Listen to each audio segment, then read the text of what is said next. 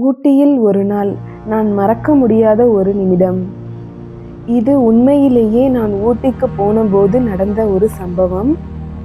நான் இந்த கதையை சொல்லும்போது கூட அந்த குளிர் காற்றும் அந்த அமைதியும் என் மனசுக்குள்ளே திரும்பி வருது.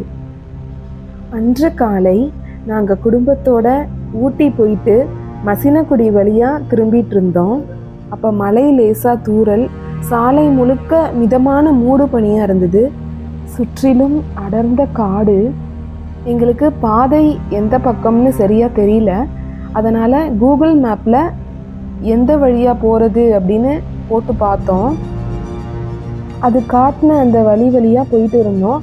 ஆனால் சுற்றி பார்த்தா வீடே இல்லை, கடையே இல்லை, மனித சத்தமே இல்லை. சுற்றிலும் அடர்ந்த காடு மட்டும்தான் இருந்தது. கார் மெதுவாக முன்னாடி போச்சு. ஒவ்வொரு நிமிஷமும் மூடு பண்ணி அடர்த்தி ஆகிக்கிட்டே போச்சு. அப்போ திடீர்னு கார் நின்றுச்சு. அங்கே மொபைல் நெட்வொர்க்கும் சுத்தமாக இல்லை. அதனால் என்ன பண்ணுறதுன்னு தெரியாமல் இருந்தோம். இந்த நேரத்தில் யானை வந்தா அந்த நொடி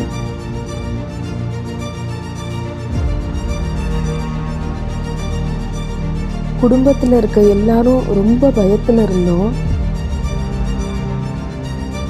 காற்று கூட சத்தம் இல்லாமல் நின்ற மாதிரி தோணுச்சு. அப்போதான் மனசுக்குள்ள ஒரு பயம் வந்துச்சு.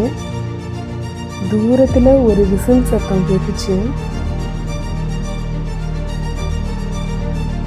மூடு பனிக்குள்ளேருந்து ஒரு உருவம் வெளியில் வந்தது. அது ஒரு வயசான ஒரு அண்ணன். கையில் ஒரு பை வச்சுருந்தாரு.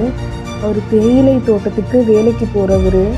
அவர் எங்களை பார்த்துட்டு சொன்னார், இந்த நேரத்தில் இந்த வழியில் ஏன் வந்தீங்க அப்படின்னு கேட்டார். நாங்கள் நடந்ததெல்லாம் சொன்னோம். அவர் சின்ன ஒரு சிரிப்போட சொன்னார், இந்த சாலை மனிதர்களுக்கானது இல்லை, சாலையில் யானைகள் தான் அதிகமாக நடக்கும் அப்படின்னு சொன்னார். அவர் கையால் ஒரு வேறு வழியை காட்டினார். இங்கிருந்து திரும்பி அந்த மரம் வந்ததும் வலது பக்கமாக போங்க அப்படின்னு சொன்னார். நாங்கள் திரும்பிய போது அவர் சொன்ன அந்த கடைசி வார்த்தை, காடு நம்ம இடம் இல்லை, நாம் தான் இங்கே விருந்தாளிகள் அப்படின்னு அவர் சொன்னார்.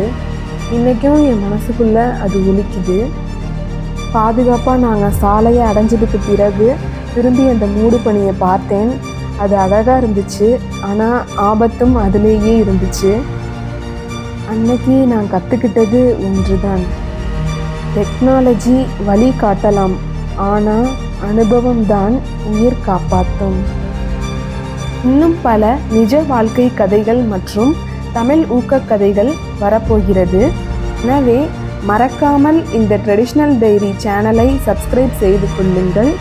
மீண்டும் அடுத்த கதையில் சந்திக்கலாம். நன்றி, வணக்கம்.